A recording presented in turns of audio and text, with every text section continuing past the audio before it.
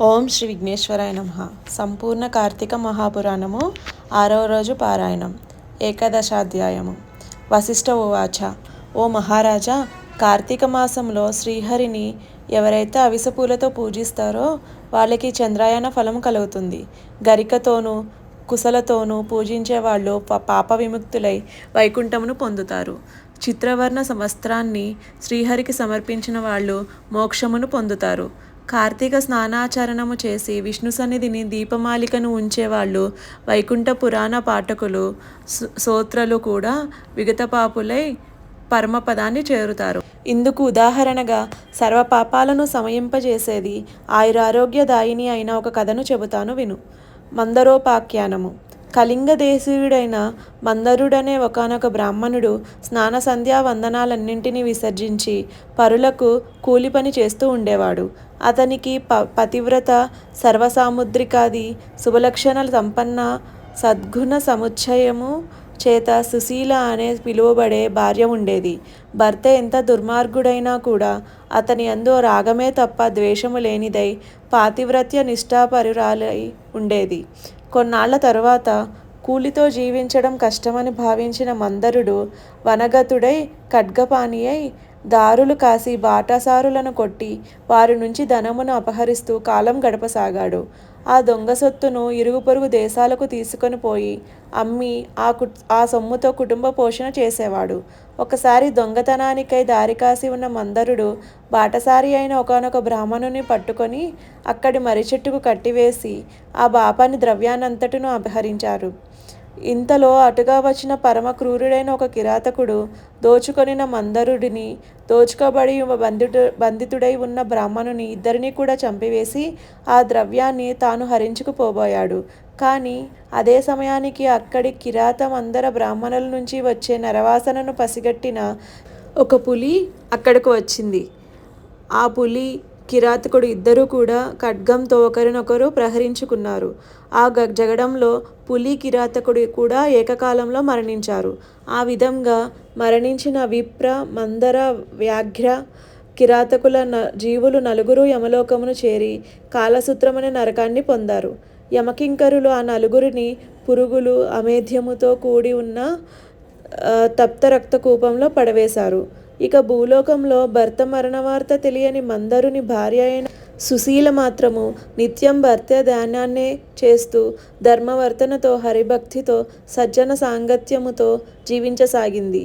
ఒకనాడు నిరంతర హరినామ సంకీర్తన తత్పరుడు, సర్వులయందున భగవంతుని దర్శించువాడు, నిత్యానంద నర్తనుడు అయిన ఒకానొక యతీశ్వరుడు ఆ సుశీల ఇంటికి వచ్చాడు. ఆమె శ్రద్ధాభక్తులతో అతనికి భిక్ష వేసి, అయ్యా, నా భర్త కార్యార్థి అయి వెళ్ళి ఉన్నాడు, ఇంట లేడు, నేను ఏకాకినై ఆయన ధ్యానంలోనే గడుపుతున్నాను అని విన్నవించుకుంది. అందులక యతి, అమ్మడు, ఆవేదన పడకు. ఇది కార్తీక పూర్ణిమ మహాపర్వదినము. ఈరోజు సాయంకాలము నీ ఇంట పురాణ పఠన శ్రవణాదులు ఏర్పాటు చేయి. అందుకు గాను ఒక దీపము చాలు. దీపానికి తగినంత నూనె నా దగ్గర ఉంది.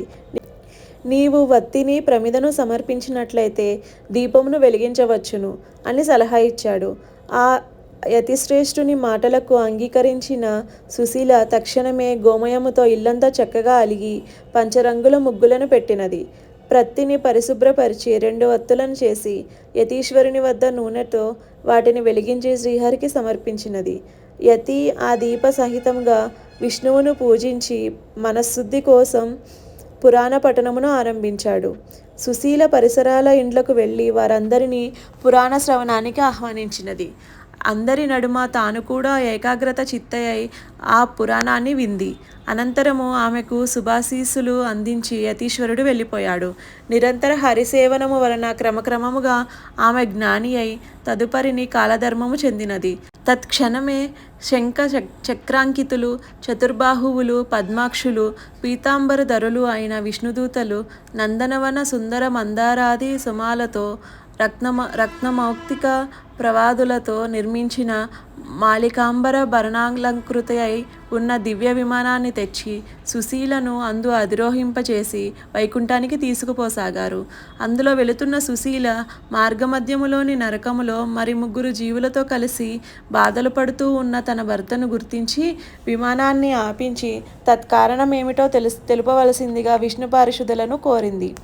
అందుకు వారు, అమ్మా, నీ భర్త అయిన ఆ మందరుడు విప్రకుల సంజాతుడైనప్పటికీ కూడా వేదాచారాలను విసర్జించి కూలి అయి మరికొన్నాళ్ళు దొంగయై దుర్మార్గ ప్రవర్తన వలన ఇలా నరకాన్ని అనుభవిస్తున్నాడు. అతనితో పాటే ఉన్న మరొక బ్రాహ్మణుడు మిత్రద్రోహి. మిత్రుడొకడిని చంపి అతని ధనముతో పరదేశాలకు పారిపోబోతూ నీ భర్త చేత బంధితుడయ్యాడు. అతగాడి పాపాలకు గాను అతడు నరకమును పొందాడు. మూడవవాడు కిరాతకుడు. బంధితుడైన ఆ బ్రాహ్మణుని నీ భర్తను కూడా చంపివేసిన పాపానికి గాను అతడు నరకమును చేరవలసి వచ్చినది. ఇక 4వ జీవి ఒక పులి. ఆ పులి పూర్వజన్మలో ద్రావిడ బ్రాహ్మణుడై ఉండి ద్వాదశి నాడు భక్ష్య విచక్షణారహితుడై ఆచరించిన తైలాదిక భోజనాదుల వలన నరకమును పొందాయి పులిగా పుట్టి ఈ కిరాతకుని తోడి జగడములో అతనితో బాటే నరకాన్ని చేరాడు.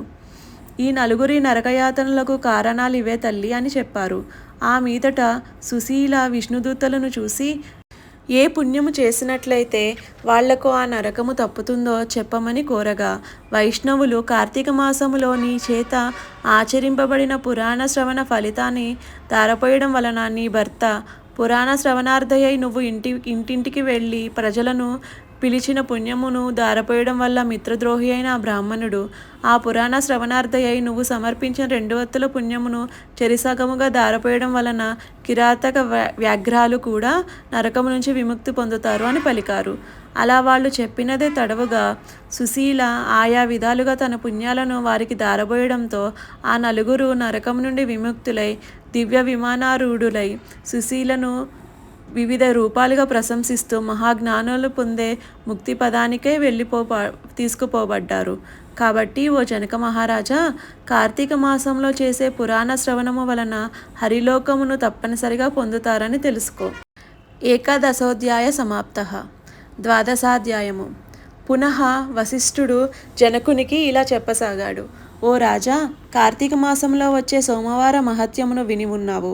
ఆ కార్తీక సోమవారము ఎంత ఫలాన్నిస్తుందో అంతకంటే కార్తీక శనిత్రయోదశి 100 రెట్లు, కార్తీక పూర్ణిమ 1000 రెట్లు, శుక్లపాడ్యమి 1,00,000 రెట్లు, శుక్ల ఏకాదశి 1,000,000 రెట్లు, ద్వాదశి లెక్కలేనంత అనంతమైన ఫలాలను అందనముగా ప్రసాదిస్తాయి. మోహము చేతనైనా సరే శుక్ల ఏకాదశి నాడు ఉపవసించి మరునాడు ద్వాదశి నాడు బ్రాహ్మణ యుక్తులై పారాయణ చేసేవాళ్ళు సాయుజ్య మోక్షాన్ని పొందుతారు. ఈ కార్తీక శుద్ధ ద్వాదశి నాడు అన్నదానమును చేసిన వారికి సమస్త సంపదలు అభివృద్ధి చెందుతాయి. రాజా, సూర్యగ్రహణ సమయములో గంగా తీరములో 1,000,000 మంది బ్రాహ్మణులకు అన్న సమారాధన చేయడం వలన ఎంత పుణ్యము కలుగుతుందో అంత పుణ్యము కూడా కేవలం కార్తీక ద్వాదశి నాడు ఒక్క బ్రాహ్మణునికి అన్నమును పెట్టడం వలన కలుగుతుంది. 1000 గ్రహణ పర్వాలు, 10,000 వ్యతిపాత యోగాలు, 1,00,000 అమావాస్య పర్వాలు ఏకమైనా కూడా ఒక్క కార్తీక ద్వాదశిలో 16వ వంతు కూడా చేయవని తెలుసుకో. మనకు ఉన్న తిథులలో పుణ్యప్రదాలైన తిథులెన్నైనా ఉండవచ్చు గాక, కానీ వాటన్నిటికంటే కూడా సాక్షాత్ విష్ణు ప్రీతికరమైన ఈ కార్తీక ద్వాదశి అత్యంత ఫలప్రదమని మర్చిపోకు. ద్వాదశి దానములు. ఏకాదశి నాడు రాత్రి యామముండముగా కార్తీక శుద్ధ ద్వాదశి నాడు క్షీర సముద్రము నుంచి శ్రీహరి నిద్రలేస్తాడు. అందువలన దీనికి హరిబోధిని ద్వాదశి అనే పేరు వచ్చింది. అటువంటి ఈ హరిబోధిని నాడు ఎవరైతే కనీసం ఒక్క బ్రాహ్మణునికైనా అన్నదానము చేస్తారో వాళ్ళు ఇహములో భోగాను సేవనాన్ని, పరములో భోగి శయనామ సేవనాన్ని పొందుతారు. కార్తీక ద్వాదశి నాడు పెరుగు అన్నదానం చేయడం సర్వోత్కృష్టమైన దానంగా చెప్పబడుతూ ఉంది. ఎవరైతే ఈ ద్వాదశి నాడు పాలిచ్చే ఆవును వెండి డెక్కలు, బంగారు కొమ్ములతో అలంకరించి పూజించి దూడతో సహా గోదానము చేస్తారో వాళ్ళు ఆ శరీరంపై ఎన్ని రోమాలైతే ఉంటాయో అన్ని వేల సంవత్సరాలు స్వర్గంలో నివసిస్తారు. ఈరోజు వస్త్రదానం చేసిన వాళ్ళు సంచితార్థాలన్నీ సమసిపోయి వైకుంఠాన్ని చెందుతారనడంలో ఎటువంటి సంశయము లేదు.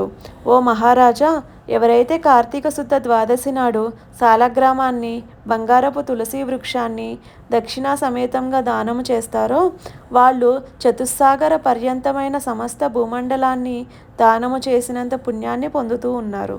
ఇందుకు నిదర్శనముగా ఒక కథను చెబుతాను విను. ధర్మవీరోపాఖ్యానము. పూర్వము గోదావరి తీరంలో దురాచారవంతుడు, పరమ పిసినిగొట్టు అయిన ఒక వైశ్యుడు ఉండేవాడు. ఈ లబ్ధుడు దాన ధర్మాలు చేయకపోవడమే గాక తాను కూడా తినకుండా ధనమును పోగు చేసేవాడు. ధనధాన్యాలనే కాదు, కనీసము ఎవరికీ మాట సాయమైనా చేసేవాడు కాదు. నిత్యము పరులను నిందిస్తూ పరద్రవ్యాసక్తుడై మసలే ఈ పిసినిగొట్టి ధనమును వడ్డీలకు తిప్పుతూ అంతకంతకు ద్రవ్యాన్ని పెంచుకోసాగాడు.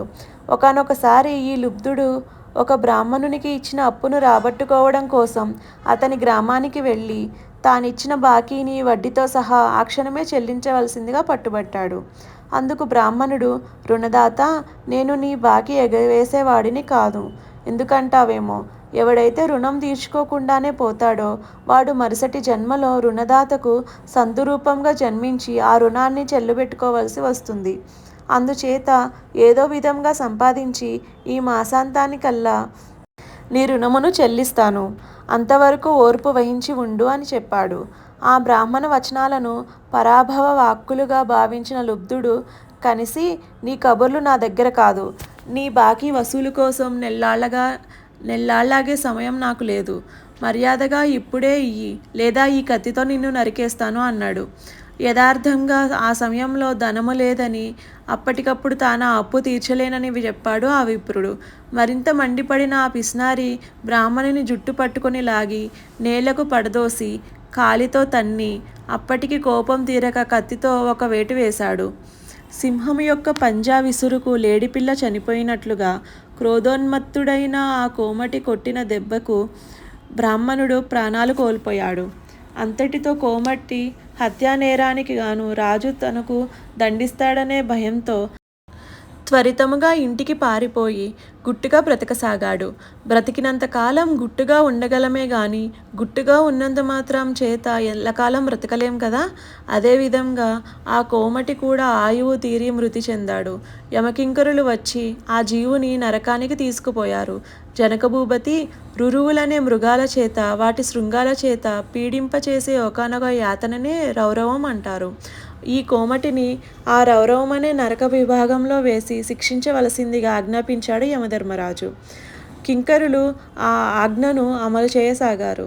ఇక ఈ భూలోకంలో ఆ లుబ్ధవైశ్యుని కుమారుడైన ధర్మవీరుడనేవాడు మహాదాత, పరోపకారి అయి పిత్రార్జితమైన అగణిత ధనరాశులతో ప్రజాశ్రేయస్సుకై చెరువులు నూతులు త్రవ్వించి, తోటలు వేయించి, వంతెనలు కట్టించి, పేదలకు వివాహన ఉపనయనాలు చేయిస్తూ, యజ్ఞయాగాది క్రతువులను క్షుత్పీడితులకు తరతమ భేద రహితంగా అన్నదానాలను చేస్తూ ధర్మాత్ముడుగా పేరు పొందాడు. ఒకానొక నాడు ఈ ధర్మవీరుడు విష్ణు పూజ చేసే సమయానికి త్రిలోక సంచారి అయిన నారద మహర్షి యమలోకం నుంచి బయలుదేరి హరినామ స్మరణను చేసుకుంటూ ఈ ధర్మవీరుని తావుకు వచ్చాడు. ముంగిలికి వచ్చిన మునిరాజు నారదుని చూసి ధర్మవీరుడు భక్తి ప్రవత్తులతో ప్రణమిల్లాడు. అర్ఘ్యపాద్యాది వివిధ ఉపచారాలతో నారదుని పూజించి, నారదా, దేవర్షులైన మీరిలా మా భూవర్షానికి అందున నా గృహానికి విచ్చేయడం వలన నా జన్మ ధన్యమైంది. హే దివ్యప్రభు, నేను నీ దాసుడిని. నన్నేమి చేయమంటావో ఆజ్ఞాపించు. నువ్వేమి చెబితే అది చేస్తాను అని వినయపూర్వకంగా వేడుకొన్నాడు. అందుకు సంతసించిన నారదముని చిరునవ్వు ముఖముతో కలవాడై, ధర్మవీరా, నా కోసము నువ్వేమి చేయనక్కర్లేదు. నీ శ్రేయస్సుకై చెబుతున్న నా మాటల్ని శ్రద్ధగా విను. కార్తీక ద్వాదశి శ్రీ మహావిష్ణువుకు అత్యంత ప్రియమైన రోజు. ఆ రోజున చేసిన స్నాన దాన జప తప ప్రభృతి కార్యాలన్నీ కూడా విశేషమైన ఫలాన్నిస్తాయి. ధర్మవీర, సూర్యుడు తులారాశిలో ఉండగా కార్తీక ద్వాదశి ప్రాతఃస్నాతులై సాలగ్రామ దానం చేసేవారు దరిద్రులు కానీ, ధనికులు కానీ, యతులు కానీ, వానప్రస్థులు కానీ, బ్రాహ్మణులు కానీ, క్షత్రియులు కానీ, వైశ్యులు కానీ, శూద్రులు, స్త్రీలే కానీ వాళ్ళెవరైనా సరే జన్మాంతర కృత పాపాలను దహింప చేసుకున్న వాళ్ళే అవుతారు. మరో ముఖ్యమైన విషయమును చెబుతాను విను. నీ తండ్రి మరణించి యమలోకములో పడరాని పాటలు పడుతున్నాడు. అతనికి నరకబాధ విముక్తిని సంకల్పించి నువ్వు కార్తీక ద్వాదశి నాడు సాలగ్రామ దానమును చెయ్యి. నారదుడు చెప్పినదంతా విని నవ్వేశాడు ధర్మవీరుడు. పైపెచ్చు నారద మునీంద్ర, నా తండ్రి పేరున గో, భూ, తిల, సువర్ణాది దానాలు ఎన్నో చేశాను. వాటి వల్ల వెలువరించబడని నరకయాతన కేవలం సాలగ్రామం అనే పేరు కలిగిన రాతిని దానము చేస్తే సాధ్యమవుతుందా? అయినా ఆ సాలగ్రామం అనే రాయి ఎందుకు ఉపయోగపడుతుంది? తినడానికా పనికిరాదు, అలంకారానిక నవరత్నాలలోనిది కాదు. ఏ రకంగానూ ఎవరికి కూడా ఉపయోగానికి రాని దానిని నేనెందుకు దానం చేయాలి? రాతి దాతకు కీర్తి ఉండదు, ఆ దానమును పట్టిన వానికి సుఖము ఉండదు. కాబట్టి ఆ సాలగ్రామ దానమును నేను చెయ్యను అన్నాడు. నారదుడెంత అనునయముగా చెప్పినా కూడా ధర్మవీరుడు తన మూర్ఖత్వాన్ని వదలనూ లేదు, సాలగ్రామ దానానికి అంగీకరించనూ లేదు. అంతటితో నారదుడు అంతర్హితుడైపోయాడు. మరికొంత కాలానికి ధర్మవీరుడు మరణించాడు. గౌరవనీయులు, సర్వహితాత్ములు అయిన పెద్దల మాటను పాటించని పాపానికి సాలగ్రామ దానము చేయకపోవడం వలన నరకగతుడై అనంతరము 3 మారులు పులిగాను, 3 సార్లు కోతిగాను, 5 సార్లు ఆబోతుగాను, 10 పర్యాయాలు స్త్రీగాను జన్మించి వైధవ్య పీడను పొందడం జరిగింది. పునః 11వ జన్మలో కూడా ఒకానొక యాచకుని పుత్రికగా జన్మించవలసి వచ్చింది. పురాకర్మ వలన పెండ్లి కుమారుడు అనతి కాలంలోనే మరణించడంతో ఒక్కగానొక్క కూతురికి కలిగిన వైధవ్యానికి చింతించి ఆ యాచక బ్రాహ్మణుడు జ్ఞానదృష్టి చేత తన కూతురి పురాకర్మను గత పాప ఫలాన్ని తెలుసుకున్నవాడై ఆ విషయాలన్నీ ఆమెకు సవిస్తరంగా చెప్పి కార్తీక సోమవారం నాడు వేదోక్త విధిగా జన్మార్జిత పాపనాశకమైన సాలగ్రామ దానాన్ని చేయించాడు. ఆ పుణ్యఫల వ్యాప్తి వలన మరణించిన పెండ్లి కొడుకు పునర్జీవితుడయ్యాడు. ఆ దంపతులు ఇహజీవితాన్ని ధర్మకామ సౌఖ్యాలతో గడిపి కాలాంతర స్వర్గమును చేరి పుణ్యఫలానుభవ వ్యాప్తులయ్యారు. తదుపరి ధర్మవీరుడు 23వ జన్మగా ఒక బ్రాహ్మణు ఇంట శిశువుగా పుట్టి పూర్వజన్మలో చేసిన మహత్వపూర్వక సాలగ్రామ ధాన్య పుణ్య విశేషము వలన జ్ఞాని అయి ప్రతివర్ష ప్రయుక్త కార్తీక సోమవారము పర్వదినాలలో సాలగ్రామ దానాన్ని ఆచరిస్తూ ఆ పుణ్యఫలముగా మోక్షప్రాప్తుడయ్యాడు. ఇతగాడి సాలగ్రామ దాన మహాపుణ్యము వలన రౌరవగతుడైన ఇతని తండ్రి కూడా నరకం నుంచి విముక్తుడయ్యాడు. కాబట్టి జనక మహారాజా, కార్తీక మాసములో సాలగ్రామ దానము చేత విష్ణువు సంప్రీతుడై విశేష పుణ్యాన్ని కలిగిస్తాడని ధృవపరుచుకో. ఎంతటి పాపానికైనా సరే కార్తీక మాసంలో సాలగ్రామ దానము చేయడమే సర్వోత్తమమైన ప్రాయశ్చిత్తము. ఇంతకు మించిన ప్రాయశ్చిత్తం మరొకటి లేదు అనడంలో ఏమాత్రమూ అతిశయోక్తి లేదు. ఏవం శ్రీ స్కాంద పురాణాంతర్గత కార్తీక మహత్యే 11-12 సమాప్తః. 6వ రోజు పారాయణం సమాప్తము. ఓం నమః శివాయ. ఓం శ్రీ విఘ్నేశ్వరాయ నమః. సంపూర్ణ కార్తీక మహాపురాణము 7వ రోజు పారాయణము. 13వ కన్యాదాన ఫలము. వశిష్ఠ ఉవాచ. ఎంత చెప్పినా తరగని ఈ కార్తీక మహాపురాణంలో కార్తీక మాసంలో చేయవలసిన ధర్మాల గురించి చెబుతాను. ఏకాగ్రత చిత్తుడవై విను. తప్పనిసరిగా చేయవలసిన వానిని చేయకపోవడం వలన పాపాలను కలిగించేవి అయినా ఈ కార్తీక ధర్మాలన్నీ కూడా నా తండ్రి అయిన బ్రహ్మదేవుని ద్వారా నాకు బోధించబడ్డాయి. నీకిప్పుడు వాటిని వివరిస్తాను. జనక రాజేంద్ర, ఈ కార్తీక మాసంలో కన్యాదాన, ప్రాతఃస్నానములు, యోగ్యుడైన బ్రాహ్మణ బాలకునకు ఉపనయనము చేయడం, విద్యాదాన, వస్త్రదాన, అన్నదానములు ఇవి చాలా ప్రధానమైనవి. బ్రాహ్మణ కుమారునికి కార్తీక మాసంలో ఒడుగు చేయించి దక్షిణను సమర్పించడం వలన పూర్వజన్మ పాపాలు కూడా తొలగిపోతాయి. ఈ విధంగా తమ ధనముతో ఉపనయము చేయించబడిన వటువు చేసే గాయత్రి జపం వల్ల దాత పంచ మహాపాతకాలు నశించిపోతాయి. 100 రావి చెట్లు నాటించిన, 100 తోటలను వేయించిన, 100 నూతులను దిగుడు బావులను నిర్మించిన, 10,000 చెరువులను త్రవ్వించిన వచ్చే పుణ్యం ఎంతైతే ఉంటుందో అది పేద బ్రాహ్మణ బాలునికి ఉపనయనము చేయించడం వలన కలిగే పుణ్యంలో 16వ వంతు కూడా సమానము కాదు. మరో విషయమును గుర్తుంచుకో. కార్తీకములో ఉపనయన దానమును చేసి తదుపరి వచ్చిన మాఘములో గాని వైశాఖంలో గాని ఉపనయనము చేయించాలి. ఉపనయనము చేయించడం వలన అనంత పుణ్యము కలుగుతుందని ధర్మవేత్తలైన మునులందరూ కూడా చెప్పియున్నారు. అటువంటి ఉపనయనానికి కార్తీక మాసంలో సంకల్పమును చెప్పుకొని ఫలానా వారికి నేను నా ద్రవ్యంతో ఉపనయనమును చేయిస్తాను అని వాగ్దానం చేయడం వలన కలిగే సత్ఫలితాన్ని చెప్పడానికి స్వర్గలోక వాసులకు కూడా సాధ్యము కాదని తెలుసుకో. జనక నరపాల, ఇరువుల సొమ్ముతో చేసే తీర్థయాత్రలు, దేవ బ్రాహ్మణ సమారాధనలు వీని వలన కలిగే పుణ్యము ఆ ధనదాతలకే చెందుతుందన్న విషయము జగద్విదితమే కదా. కార్తీకములో తమ ధనముతో ఒక బ్రాహ్మణునకు ఉపనయనముతో పాటు వివాహమును కూడా చేయించడం వలన తత్పుణ్యము మరింతగా ఇనుమడిస్తుంది. కార్తీకములో కన్యాదానం ఆచరించిన వాడు స్వయముగా వాడు తరించడమే కాక వాని పితరులందరికీ కూడా బ్రహ్మలోక ప్రాప్తిని కలిగించిన వాడు అవుతాడు. ఇందుకు నిదర్శనముగా ఒక ఇతిహాసమును చెబుతాను విను. సువీరోపాఖ్యానము. ద్వాపరయుగంలో వంగదేశాన దుర్మార్గుడైన సువీరుడనే రాజు ఉండేవాడు. లేడి కన్నుల వంటి సోగ కన్నుల గల సుందరాంగి ఒకర్తే అతని భార్యగా ఉండేది. దైవయోగము వలన సువీరుడు దాయాదులచే ఓడింపబడిన వాడై రాజ్యభ్రష్టుడై అర్ధాంగి అయిన సుందరాంగితో సహా అడవులలోకి పారిపోయి కందమూలాదులతో కాలము గడపసాగాడు. ఇలా ఉండగా అతని భార్య గర్భవతి అయింది. రాజు నర్మదా తీరంలో పర్ణశాలను నిర్మించాడు. ఆ పర్ణశాలలోనే అతని రాణి ఒక చక్కటి కుమార్తెను ప్రసవించింది.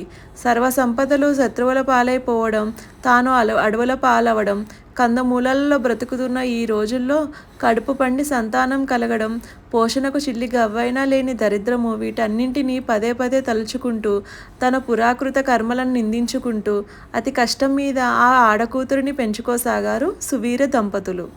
కాలగమనములో సువీరుని కూతురు చక్కగా ఎదిగి నిజరూప లావణ్య సౌందర్యాదులతో చూసేవారికి నేత్రానందకారిణిగా పరిణమించింది.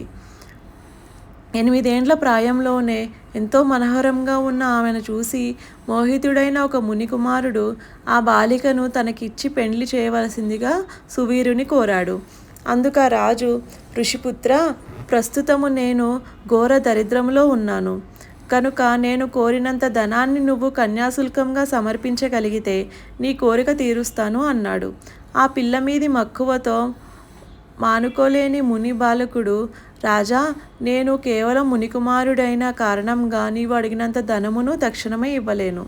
తపస్సు చేత తద్వారా ధనమును సంపాదించి తెచ్చి ఇస్తాను. అంతవరకు ఈ బాలికను నా నిమిత్తమై భద్రపరిచి ఉంచు అని చెప్పాడు. అందుకు సువీరుడు అంగీకరించడంతో ఆ నర్మదా తీరములోనే తపోనిష్ఠుడై తత్ఫలితంగా అనూహ్య ధనరాశిని సాధించి దానిని తెచ్చి సువీరునికిచ్చాడు. ఆ సొమ్మునకు సంతృప్తి చెందిన రాజు తమ ఇంటి ఆచారం ప్రకారంగా తన కూతురిని ముని యువకునికి ఇచ్చి ఆ అరణ్యములోనే కళ్యాణమును జరిపించాడు. ఆ బాలిక భర్తతో కలిసి వెళ్ళిపోయినది. తత్కన్యా విక్రయ ద్రవ్యముతో రాజు తన భార్యతో సుఖముగా ఉండసాగాడు. తత్ఫలితంగా సువీరుని భార్య గర్భిణి అయి మళ్ళా ఒక ఆడపిల్లను కన్నది. అందుకు రాజు ఆనందించాడు. పెద్ద పిల్లను అమ్మి ధనమును రాబట్టినట్లే ఈ పిల్ల ద్వారా కూడా మరింత ద్రవ్యమును సంపాదించవచ్చునని సంతోషించాడు. బిడ్డ ఎదుగుతూ ఉంది. ఇదిలా ఉండగా ఒకానొక యతీశ్వరుడు నర్మదా స్నానానికై వచ్చి అక్కడి పర్ణశాలలో ఉన్న సువీరుని, అతని భార్యను, కుమార్తెను చూసి, ఓయి, నేను కౌండిన్య గోత్రజుడైన యతిని.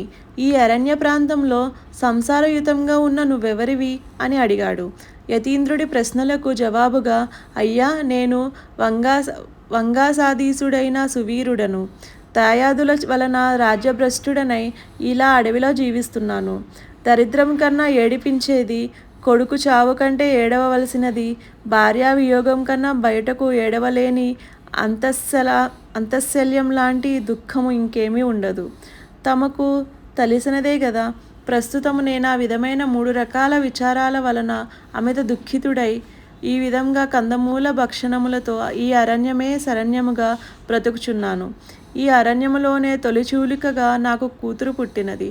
ఆమెనొక మునికుమారునికి విక్రయించి ఆ ధనముతో ప్రస్తుతానికి సుఖముగానే బ్రతుకుతున్నాను. ఇది నా 2వ కూతురు.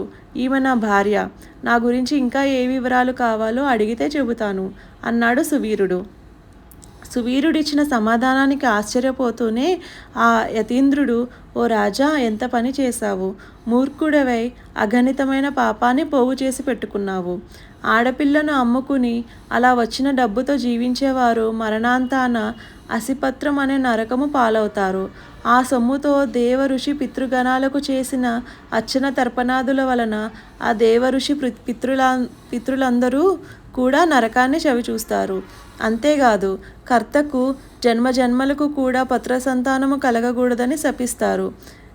ఇక అలా ఆడపిల్లను అమ్ముకుని జీవించడమే వృత్తిగా పెట్టుకున్న వాళ్ళు ఖచ్చితంగా రౌరవ నరకంలో పడతారు రాజా. ఇన్ని రకాల పాపాలకు ఏవో కొన్ని ప్రాయశ్చిత్తాలున్నాయని గాని ఈ కన్యాశుల్కము అనబడే ఆడపిల్లను అమ్ముకునే మహాపాపానికి మాత్రం ఏ శాస్త్రములోనూ కూడా ఎటువంటి ప్రాయశ్చిత్తము లేదు. కాబట్టి సువీరా, ఈ కార్తీక మాసంలో శుక్లపక్షంలో నీ 2వ కుమార్తెకు కన్యాదాన పూర్వకంగా కళ్యాణం జరిపించు. కార్తీక మాసంలో విద్యా తేజస్సుల యుక్తుడైన వరునికి కన్యాదానము చేసినవాడు గంగాది సమస్త తీర్థాలలోనూ స్నానదానాదులు చేయడం వలన కలిగే పుణ్యాన్ని యథోక్త దక్షిణాయుతంగా అశ్వమేధాది యాగములను చేసిన వాళ్ళు పొందే సత్ఫలితాన్ని పొందుతాడు అని హితబోధ చేశాడు. కానీ నీచబుద్ధితో కూడుకొని ఆ సువీరుడు ఆ సజ్జన సద్బోధను కొట్టిపారేస్తూ, బాగా చెప్పావయ్యా బాపడా.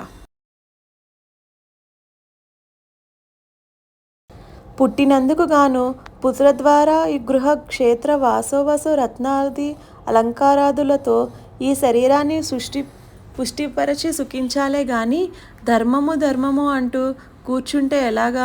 అసలు ధర్మం అంటే ఏమిటి? దానం అంటే ఏమిటి? ఫలం అంటే ఏమిటి? పుణ్యలోకాలంటే ఏమిటి? అయ్యా ఋషిగారు, ఏదో రకంగా డబ్బును సంపాదించి భోగాలు అనుభవించడమే ప్రధానము.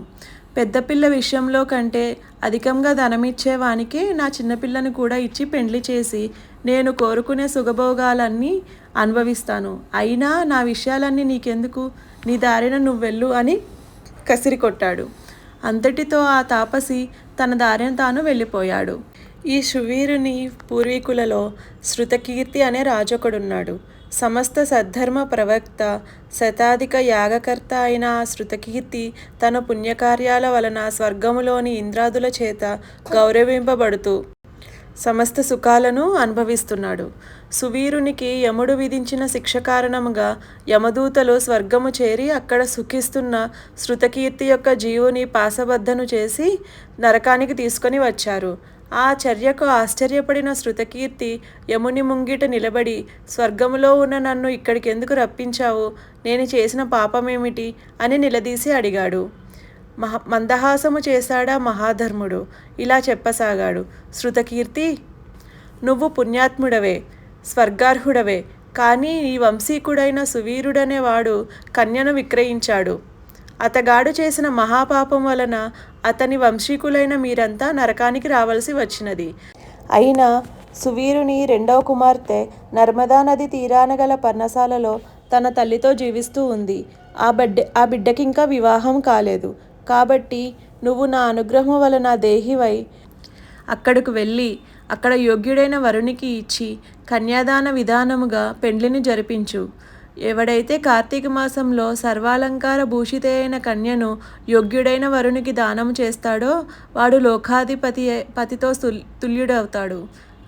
అలా కన్యాదానము చేయాలనే సంకల్పము ఉండి కూడా సంతానము లేనివాడు బ్రాహ్మణ కన్యాదానికి గాను కన్యాదానం అందుకోబోతున్న బ్రాహ్మణునకు గాని ధనసాయము చేయడం వలన ఆ ధనదాత కన్యాదాత పొందే ఫలాన్నే పొందుతాడు.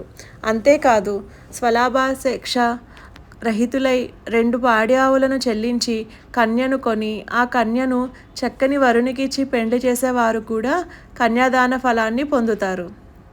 కాబట్టి ఓ శృతకీర్తి, నీవు తక్షణమే భూలోకానికి వెళ్ళి సువీరిని ద్వితీయ కుమార్తెను ఎవడైనా సద్బ్రాహ్మణునకు కన్యామూలముగా దానము చేసినట్లయితే తద్వారా నువ్వు నీ పూర్వీకులు ఈ సువీరాదులు చే కూడా నరకము నుండి విముక్తి పొందుతారు అని చెప్పాడు.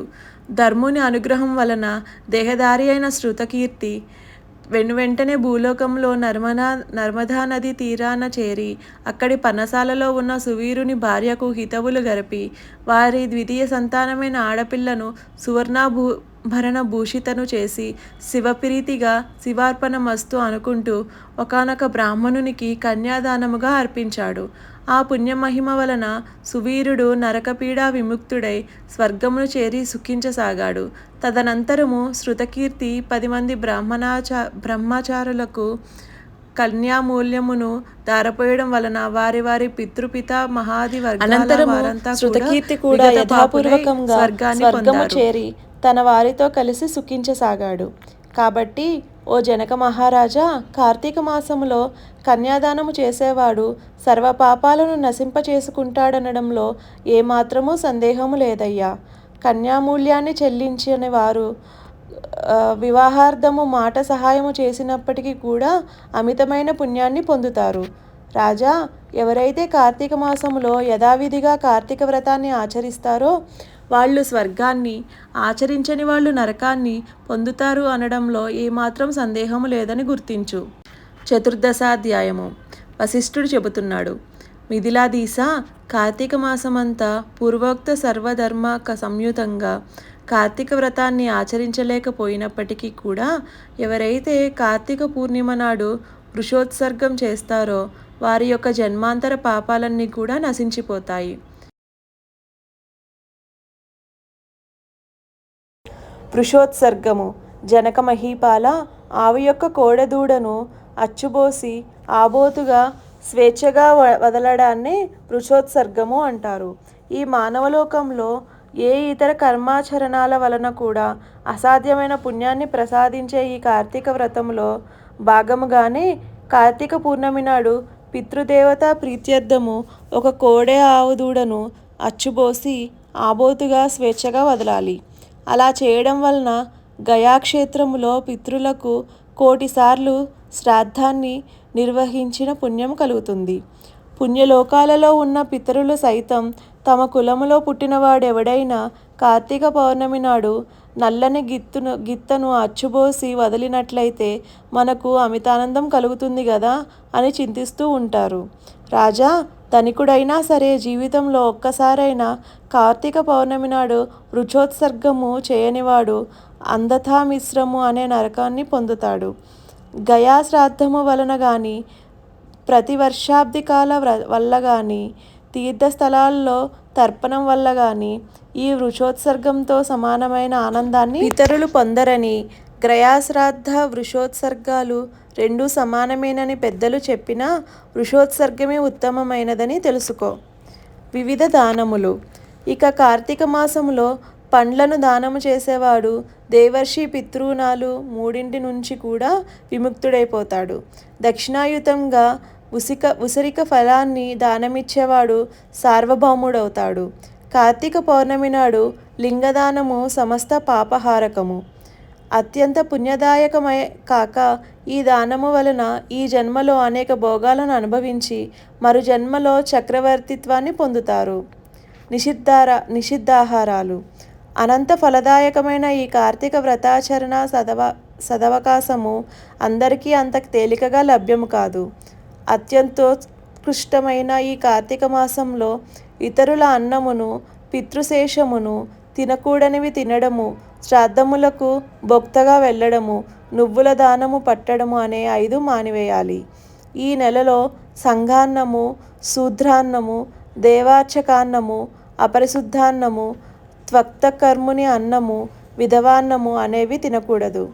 కార్తీక పౌర్ణమి అమావాస్యలలోనూ పితృదివసము నాడు ఆదివారము నాడు సూర్యచంద్ర గ్రహణ దినాలలోను వ్యతిపాత వైద్యుత్యాది నిషిద్ధ దినాలలోను రాత్రి భోజనము నిషిద్ధము. ఈ నెలలో వచ్చే ఏకాదశి నాడు రాత్రింబవళ్ళు 2 పూటలు కూడా భోజనము చేయకూడదు. ఇటువంటి రోజులలో ఛాయానక్తము ఉత్తమమని మహర్షులు చెప్పారు. పరమ పవిత్రమైన ఈ కార్తీకములో నిషిద్ధ దినాలలో భుజించేవారి పాపాలు అగణితంగా పెరిగిపోతాయి. అందువలన కార్తీకములో తైలాభ్యంగనము, పగటి నిద్ర, కంచుపాత్రలో భోజనము, పరాన్న భోజనము, గృహస్నానము, నిషిద్ధ దినాలలో రాత్రి భోజనము, వేదశాస్త్ర నింద అనే ఈ 7 జరపకూడదు. సమర్థులై ఉండి కూడా కార్తీకములో నదీ స్నానం చేయకుండా ఇంటి దగ్గరనే వేడి నీటి స్నానమును చేసినట్లయితే అది కళ్ళుతో చేసిన స్నానానికి సమానమవుతుందని బ్రహ్మశాసనము. సూర్యుడు తులలో ఉండగా నదీ స్నానమే అత్యంత ప్రధానము. చేరువలో నదులు లేనప్పుడు మాత్రము చెరువులలో కానీ, కాలువలలో కానీ, నూతి వద్ద కానీ గంగా, గోదావర్యాది మహానదులను స్మరించుకుంటూ స్నానం చేయవచ్చును. ఎక్కడా చేసినా ప్రాతకాలంలోనే స్నానం చేయాలి. అలా చేయని వాళ్ళు నరకాన్ని పొంది అనంతరం చండాలపు జన్మనెత్తుతారు. గంగానది స్మరణము చేసి స్నానము చేసి సూర్యమండల గతుడైన శ్రీహరిని ధ్యానించి ఆ విష్ణుగాథ పురాణాదులను ఆలంటికి వెళ్ళాలి. పగలు చేయవలసిన పనులన్నీ ముగించుకుని సాయంకాలం మరలా స్నానము చేసి పూజాస్థానములో పీఠమును వేసి దాని మీద ఈశ్వరుని ప్రతిష్ఠించి పంచామృత ఫలోదక కుశోదకాలతో మహాస్నానమును చేయించి షోడశోపచారాలతో పూజించాలి. అనంతరము యథాశక్తి దీపములను సమర్పించి శక్తి వంచన లేకుండా బ్రాహ్మణులకు దానమును ఇవ్వాలి. ఈ ప్రకారంగా కార్తీకము నెల్లాళ్ళు కూడా బ్రాహ్మణ సమేతంగా నక్తవ్రతాన్ని ఆచరించేవాడు 100 వాజపేయాలు 1000 సోమాశ్వమేధాలు చేసిన ఫలాన్ని పొందుతాడు. కార్తీకమంతా ఈ మాసనక్త వ్రతాచరణము వలన పుణ్యాధిక్యత, పాపనాశనం అవలీలగా ఏర్పడతాయి అనడంలో ఎటువంటి సంకోచము లేదు. కార్తీక చతుర్దశి నాడు పితృప్రీతిగా బ్రాహ్మణులకు భోజనం పెట్టడం వలన వాళ్ళ యొక్క పితాళ్ళందరూ కూడా సంతృప్తులు అవుతారు. కార్తీక శుద్ధ చతుర్దశి నాడు ఔరసపుత్రుడు చేసే తిలతర్పణము వలన పితృలోకము సర్వము తృప్తి చెందుతుంది. ఈ చతుర్దశి నాడు ఉపవాసం ఉండి శివారాధన చేసి తిలలను దానము చేసినవాడు కైలాసానికి క్షేత్రాధిపతి అవుతాడు. ఈ కార్తీక వ్రతాన్ని ఆచరించిన వాళ్ళు తప్పకుండా తమ పాపాలను పోగొట్టుకున్న వాళ్ళయి మోక్షగాములవుతారు. జనక మహారాజా, కార్తీక పురాణములో ముఖ్యంగా ఈ 14వ అధ్యాయాన్ని శ్రద్ధాభక్తులతో వినినా కూడా వాళ్ళు సమస్త పాపాలకు ప్రాయశ్చిత్తము చేసుకోవడం ద్వారా కలిగే ఫలాన్ని పొందుతారు. ఏవం శ్రీ స్కాంద పురాణాంతర్గత కార్తీక మహాత్యే త్రయోదశ చతుర్దశాధ్యాయో సమాప్తః. 7వ దినము పారాయణము సమాప్తము. ఓం నమః శివాయ. ఓం శ్రీ విఘ్నేశ్వరాయ నమః. సంపూర్ణ కార్తీక మహాపురాణము 8వ రోజు పారాయణము. వశిష్ఠ ఉవాచ. ఓ జనక నరేంద్ర, కార్తీక మాసములో ఎవరైతే హరి ముందర నాట్యమును చేస్తారో వాళ్ళు శ్రీహరి ముందర నివాసులవుతారు. కార్తీక ద్వాదశి నాడు హరికి దీపమాలార్పణ చేసేవాళ్ళు వైకుంఠంలో సుఖిస్తారు. కార్తీక మాస శుక్లపక్ష సాయంకాలాలందు విష్ణువుని అర్పించేవాళ్ళు స్వర్గనాయకులవుతారు. ఈ నెల రోజులు నియమముగా విష్ణువాలయానికి వెళ్ళి దైవదర్శనము చేసుకునే వాళ్ళు సాలోక్య మోక్షాన్ని అందుకుంటారు. అలా గుడికి వెళ్ళేటప్పుడు వాళ్ళు వేసే ఒక్కొక్క అడుగు ఒక్కొక్క అశ్వమేధ యజ్ఞ ఫలాన్ని పొందుతారు. కార్తీక మాసంలో అసలు విష్ణుమూర్తి గుడికి వెళ్ళని వాళ్ళు ఖచ్చితంగా రౌరవ నరకానికో కాలసూత్ర నరకానికో వెళ్తారు. కార్తీక శుద్ధ ద్వాదశి నాడు ప్రతి సత్కర్మ అక్షయ పుణ్యాన్ని భక్తియుతుడై గంధ పుష్పాక్షత దీప ద్యూపాజ్య భక్ష్య వివేదనలతో విష్ణువును పూజించేవారి పుణ్యానికి మితి అనేది లేదు. కార్తీక శుద్ధ ద్వాదశి నాడు శివాలయంలో కానీ కేశవాలయంలో కానీ 1,00,000 ద్వీపాలను వెలిగించి సమర్పించేవాళ్ళు విమానారూఢులై దేవతల చేత పొగడబడుతూ విష్ణులోకాన్ని చేరి సుఖిస్తారు. కార్తీకము నెల్లాళ్ళు దీపము పెట్టలేని వాళ్ళు ద్వాదశి, చతుర్దశి, పూర్ణిమ ఈ 3 రోజులైన దీపమును పెట్టాలి. ఆవు నుండి పాలు పితికేందుకు పట్టేటంత సమయమైనా దైవ సన్నిధిలో దీపము వెలిగించిన వాళ్ళు పుణ్యాత్ములే అవుతారు. ఇతరులు పెట్టిన దీపాన్ని ప్రకాశింపజేసిన వాళ్ళు పాపాలు ఆ దీపాగ్నిలో కాలిపోతాయి. ఇతరులు ఉంచిన దీపము ఆరిపోయినట్లయితే దానిని పునః వెలిగించేవాడు ఘనమైన పాపాల నుంచి తరించిపోతాడు. ఇందుకు ఉదాహరణగా ఒక కథ చెబుతాను విను. ఎలుక దివ్య పురుషుడగుట. సరస్వతీ నదీ తీరంలో అనాది కాలముగా పూజా పునస్కారాలు లేక శిథిలమైపోయిన విష్ణువాలయము ఒకటి ఉండేది. కార్తీక స్నానార్థమై సరస్వతీ నదికి వచ్చిన ఒక యతి ఆ గుడిని చూచి తన తపోధ్యానాలకు గాను ఆ ఏకాంత ప్రదేశము అనువుగా ఉంటుందని భావించి ఆ గుడిని తుడిచాడు, నీళ్లు చల్లాడు. చేరువ గ్రామానికి వెళ్ళి ప్రతి నూనె 12 ప్రమిదలు తెచ్చి దీపాలను వెలిగించి నారాయణార్పణమస్తు అనుకుని తనలో తాను ధ్యానమును చేసుకోసాగాడు.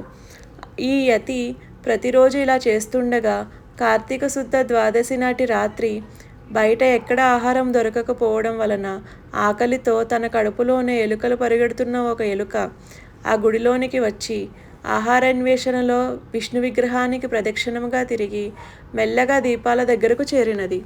అప్పటికే ఒక ప్రమిదలో నూనె అయిపోయి ఉండడం వలన ఆరిపోయిన వత్తి మాత్రమే ఉంది.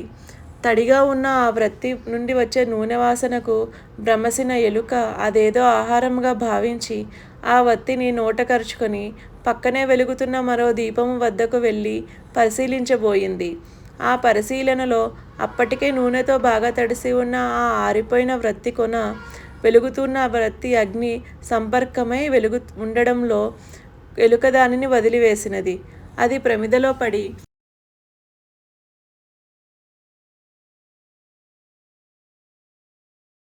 2 వత్తులు చక్కగా వెలగసాగాయి. రాజా, కార్తీక శుద్ధ ద్వాదశి నాడు విష్ణు సన్నిధిలో ఒక యతీంద్రుడు పెట్టిన దీపం ఆరిపోగా ఆ దీపము ఎలుక వలన పునః ప్రజ్వలితమైనది. తన పూర్వపుణ్యవశాన ఆ మూషికము ఆ రాత్రి ఆగుడిలోనే విగతదేహి అయి దివ్యమైన పురుష శరీరాన్ని పొందడం జరిగినది. అప్పుడే ధ్యానములో నుంచి లేచిన యతి ఆ అపూర్వ పురుషుణ్ణి చూసి, ఎవరు నువ్వు, ఇక్కడికి ఎందుకు వచ్చావు అని అడగడంతో ఆ అద్భుత పురుషుడు, ఓ యతీంద్ర, నేనొక ఎలుకను. కేవలం గడ్డి పరకల వంటి ఆహారంతో జీవించేవాడిని. అటువంటి నాకిప్పుడు దుర్లభమైన మోక్షము ఏ పుణ్యము వలన వచ్చినదో తెలియడం లేదు. పూర్వజన్మలో నేనెవరిని, ఏ పాపము వలన అలా ఎలుకనయ్యాను, ఏ పుణ్యము వలన ఈ దివ్యదేహమును పొందాను. తపస్సంపన్నుడవైన నీవు నన్ను సమాధానపరచగలవాడివి, దయగలవాడివై వివరించు, నేను నీ శిష్యుణ్ణి అని అంజలి ఘటించి ప్రార్థించాడు. ఆ యతి తన జ్ఞాననేత్రము సర్వాన్ని దర్శించి ఇలా చెప్పసాగాడు. నాయనా, పూర్వము నువ్వు జైమినీ గోత్ర సంజాతుడవైన బాహ్లికుడనే బ్రాహ్మణుడవు. బాహ్లిక దేశ వాస్తవ్యుడవైన నువ్వు నిరంతర సంసార పోషణ పారాయణుడివై స్నాన సంధ్యాదుల్ని విసర్జించి వ్యవసాయమును చేపట్టి వైదిక కర్మానుష్ఠానులైన సంభావన నిందిస్తుండేవాడివి. శ్రాద్ధ భోజనార్చనలను దిగవిడి నిషిద్ధ దినాలలో కూడా రాత్రింబవళ్ళు తినడమే పనిగా బ్రతికావు. చివరకు కాకబలులు, పిశాచ బలులను కూడా భుక్షిస్తూ వేద మార్గాన్ని తప్పి చరించావు. అందగత్తె అయిన నీ భార్య కందిపోకుండా ఇంటి పనులలో సహాయార్థం ఒక దాసీదానిని నియమించి బుద్ధి వక్రించిన వాడవై నిత్యం ఆ దాసీదానిని తాకుతూ దానితో మాట్లాడుతూ హాస్యాలాడుతూ నీ పిల్లలకు దాని చేతనే భోజనాదులు పెట్టిస్తూ నువ్వు కూడా దాని చేతి కూటిన తింటూ అత్యంత హీనంగా ప్రవర్తించావు. నీకంటే దిగువ వారికి పాలు, పెరుగు, మజ్జిగ, నెయ్యి అమ్ముకుంటూ సొమ్ములు కూడబెట్టావు. అంతేకాదు, ధనలుబ్ధుడవై నీ కూతురిని కూడా కొంత ద్రవ్యానికి ఎవరికో విక్రయింపచేశావు. ఆ విధంగా కూడబెట్టినదంతా భూమిలో దాచిపెట్టి అర్ధంతరంగా మరణించావు. ఆయా పాపాల కారణంగా నరకాన్ని అనుభవించి పునః ఎలుకవై పుట్టి ఈ జీర్ణ దేవాలయంలో ఉంటూ బాటసారులు దైవపరముగా సమర్పించిన దేవద్రవ్యాన్ని అపహరిస్తూ బ్రతికావు. ఈరోజు మహాపుణ్యవంతమైన కార్తీక శుద్ధ ద్వాదశి కావడం వలన ఇది విష్ణు సన్నిధి అయిన కారణంగాను నీ ఎలుక రూపము పోయి ఈ నరరూపం సిద్ధించినది. పై విధంగా యతి చెప్పినది విని తన గత జన్మ కృత పాపాలకు పశ్చాత్తాపడి ఆ యతి యొక్క మార్గదర్శకత్వంలోనే ఆ మరునాటి నుండి కార్తీక శుద్ధ త్రయోదశి, చతుర్దశి, పౌర్ణమిలలో 3 రోజులు ఆ పుణ్యఫలము వలన వివేకవంతుడై బ్రతికినంతకాలము ప్రతి సంవత్సరము కార్తీక వ్రతాచరణ తత్పరుడై మసలి అంత్యములో సాయుజ్య మోక్షాన్ని పొందాడు. కాబట్టి కార్తీక శుద్ధ ద్వాదశి నాడు భాగవత్ పారాయణుడై స్నాన దాన పూజా దీప మాలార్పణాదికములను ఆచరించేవాడు. శ్రీ మహావిష్ణువుకు అత్యంత ప్రీతిపాత్రుడు, పాప విముక్తుడై సాయుజ్య పదాన్ని పొందుతాడని విశ్వసించు. షోడశాధ్యాయము. జనక మహారాజా, దామోదరునకు అత్యంత ప్రీతికరమైన ఈ కార్తీకము నెల రోజులు నియమముగా తారబూల దానమును చేసేవాళ్ళు మరు జన్మలో భూపతులుగా జన్మిస్తారు.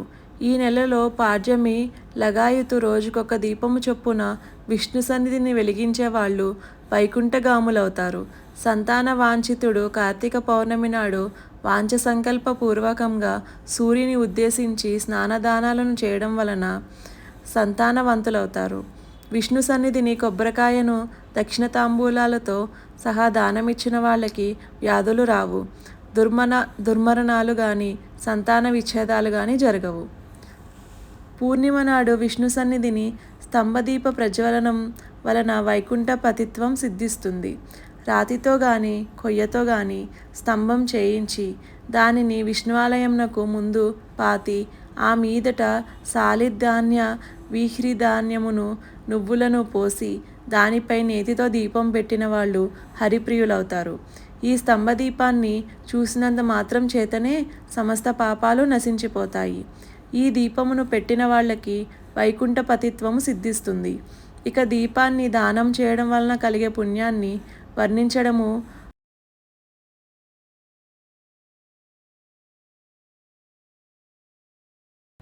నా వల్లనయ్యే పని కాదు. ఈ స్తంభదీప మహిమకు ఉదాహరణగా ఒక కథను చెబుతాను విను అని చెప్పసాగాడు వశిష్ఠుడు. కొయ్యమొద్దుకు కైవల్యము కలుగుట. నానా తరుజాల మండితమైన మంతగముని ఆశ్రమంలో ఒక విష్ణువాలయము ఉండేది.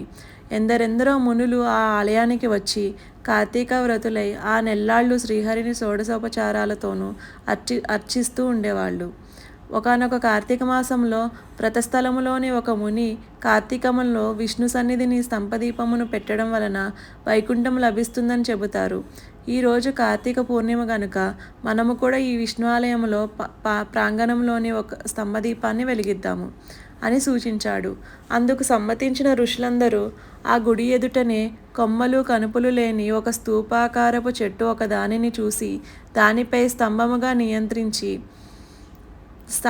శాలివ్రీహి తిల సమేతముగా దానిపై నేతితో దీపాన్ని వెలిగించి విష్ణు అర్పణ చేసి పునః గుడిలోకి వెళ్ళి పురాణ కాలక్షేపము చేయసాగారు.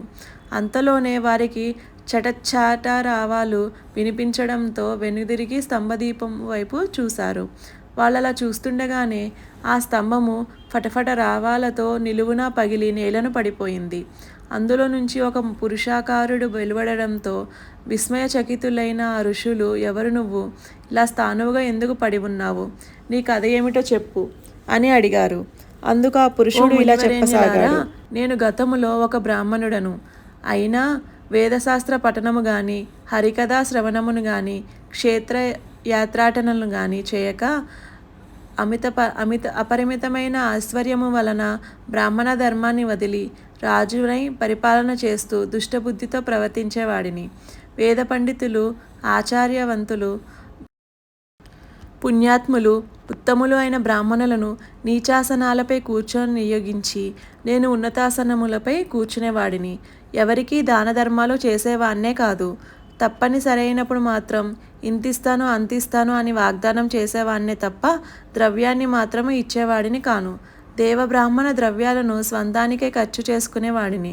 తత్ఫలముగా దేహాంతాన నరకగతుడనై అనంతరము 52,000 మార్లు కుక్కగాను, 10,000 సార్లు కాకిగాను, మరి 10,000 పర్యాయాలు తొండగాను, ఇంకో 10,000 సార్లు విష్టాసినైన పురుగుగాను, 1,000,000 జన్మలు చెట్టుగాను, గత 1,000,000 జన్మలుగా ఇలా మొద్దువలను పరిణమించి కాలమును గడుపుతూ ఉన్నాను.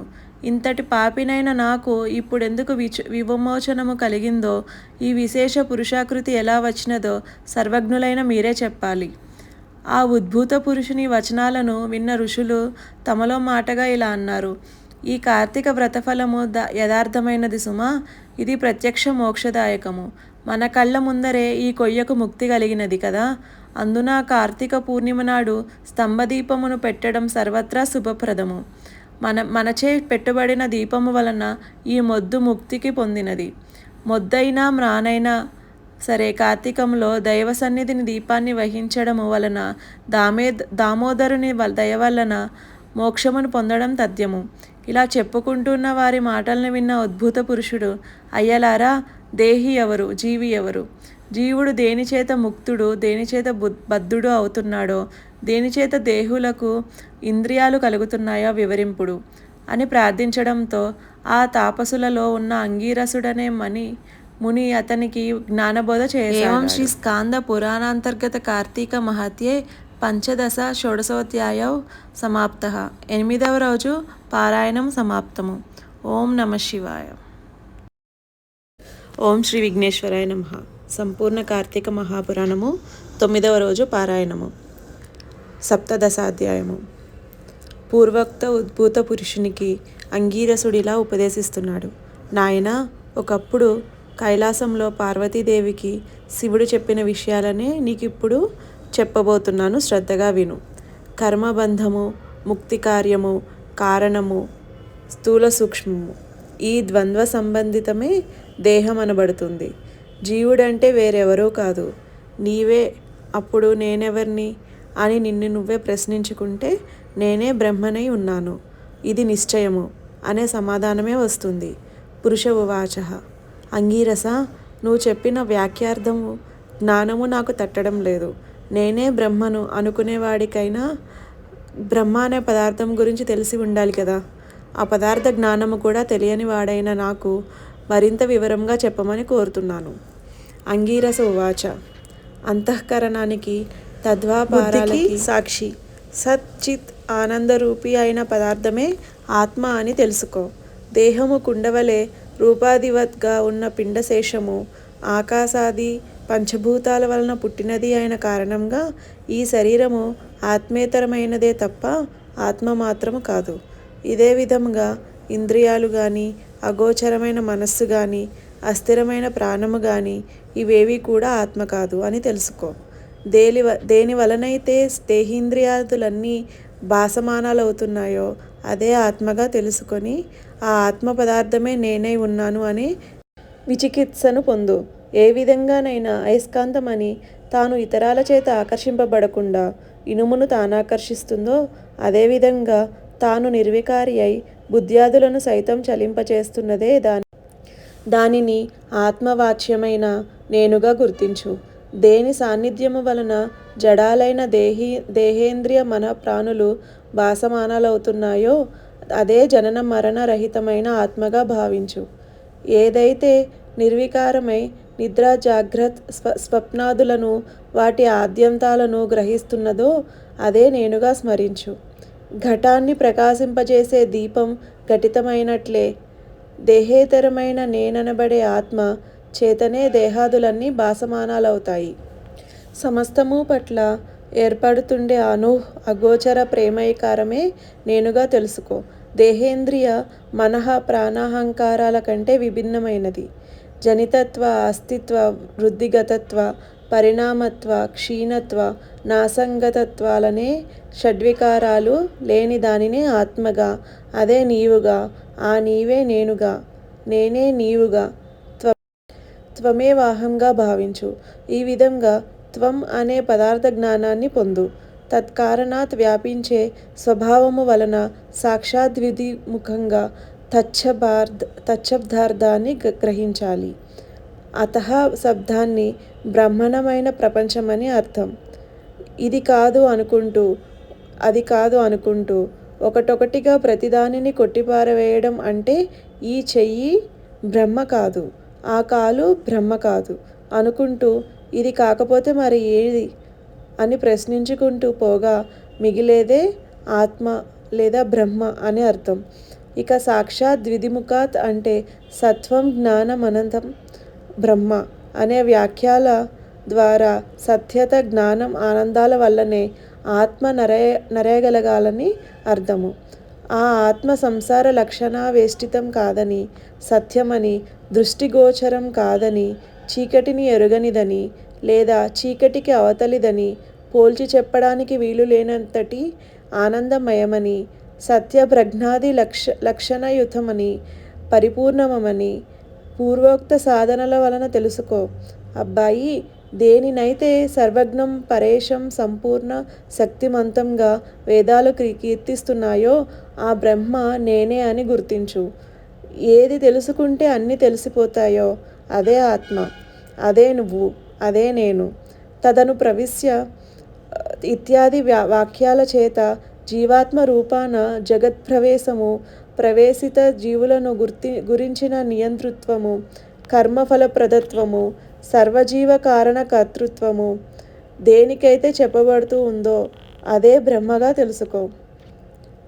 తత్ అంటే బ్రహ్మ లేదా ఆత్మ, త్వం అంటే నువ్వే అనగా పరబ్రహ్మ అని అర్థం.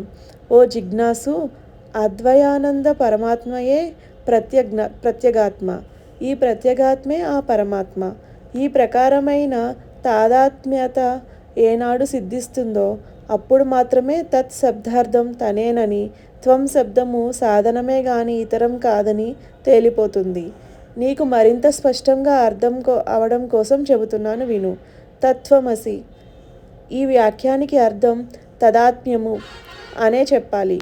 ఇందులో వాక్యార్థాలైన కించిజ్ఞత్వ, సర్వజ్ఞత, విశిష్టులైన జీవేశ్వరులను పక్కన పెట్టి లక్ష్యార్థాలైన ఆత్మలనే గ్రహించినట్లయితే తదాత్మ్యము సిద్ధిస్తుంది. అహం బ్రహ్మాస్మి అనే వాక్యార్థ బోధ స్థిరపడే వరకు కూడా సమధమాది సాధన సంపత్తితో శ్రవణ మనదికాలను ఆచరించాలి. ఎప్పుడైతే శృతి వల్లనో గురి కటాక్షం వల్లనో తదాత్మ్య బోధ సిద్ధిస్తుందో అప్పుడు ఈ వర్తమాన సంసార లంపటము దానికదే పుట్టుక్కుని తెగిపోతుంది. అయినా కొంతకాలము ప్రారబ్ధ కర్మ పీడిస్తూనే ఉంటుంది. అది కూడా క్షయమవడంతో పునరావృత్తి రహితమైన స్థాయిని చేరుతాము. దానినే ముక్తి లేదా మోక్షము అంటారు. అందువల్ల ముందుగా చిత్తశుద్ధి కోసం కర్మిష్ఠులుగా ఉండి తత్ఫలాన్ని దైవార్పణం చేస్తుండడం వలన ప్రారబ్ధానున్న అనుసరించి ఆ జన్మలోనే గాని లేదా ప్రారబ్ధ కర్మఫలం అధికమైతే మరు జన్మలోనైనా వివిధ మోక్ష విద్యాభ్యాస పరులై జ్ఞానులై కర్మబంధాల్ని త్రెంచుకుని ముక్తులవుతారు. నాయనా, బంధించేవి ఫలవాంఛిత కర్మలు, ముక్తినిచ్చేవి ఫలపరిత్యాగ కర్మలు అని ఆపాడు అంగీరసుడు. సప్తదశాధ్యాయ సమాప్తః. అష్టాదశాధ్యాయము. అంగీరసుడు చెప్పింది వినిన ఉద్భూత పురుషుడు కర్మయోగాన్ని గురించి ప్రశ్నించడంతో అంగీరసుడిలా చెబుతున్నాడు. చక్కటి విషయాన్ని అడిగావు, శ్రద్ధగా విను.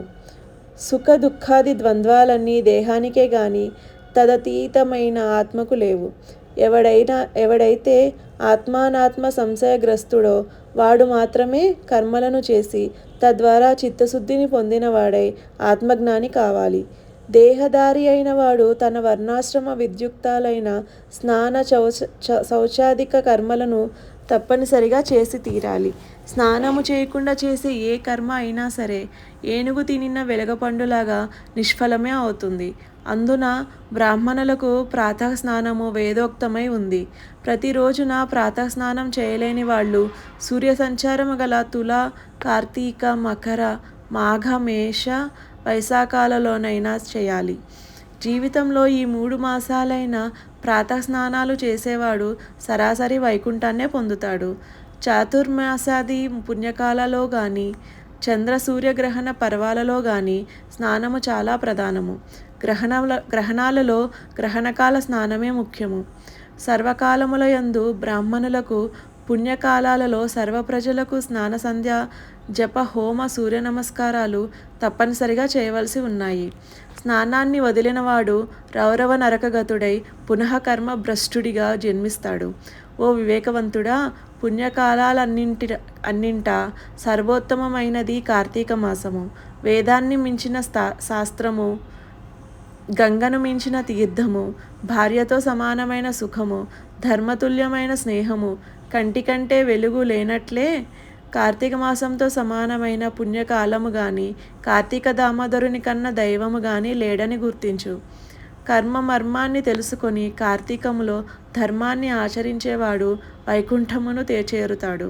నాయనా, విష్ణువు లక్ష్మీ సమేతుడై ఆషాఢ శుక్ల దశమ్యంతంలో పాలసముద్రాన్ని చేరి నిద్రామిషతో శయనిస్తాడు. పునః హరిబోధిని అనబడే కార్తీక శుక్ల ద్వాదశి నాడు నిద్రలేస్తాడు. ఈ నడుమ 4 మాసాలని చాతుర్మాస్య అంటారు. విష్ణువునకు నిద్రా సుఖప్రదమైన ఈ 4 నెలలు కూడా ఎవరైతే హరి ధ్యానమును పూజలను చేస్తుంటారో వాళ్ళ పుణ్యాలు అనంతమై విష్ణులోకాన్ని పొందుతారు. ఈ విషయమై ఒక పురాణ రహస్యాన్ని చెబుతాను విను.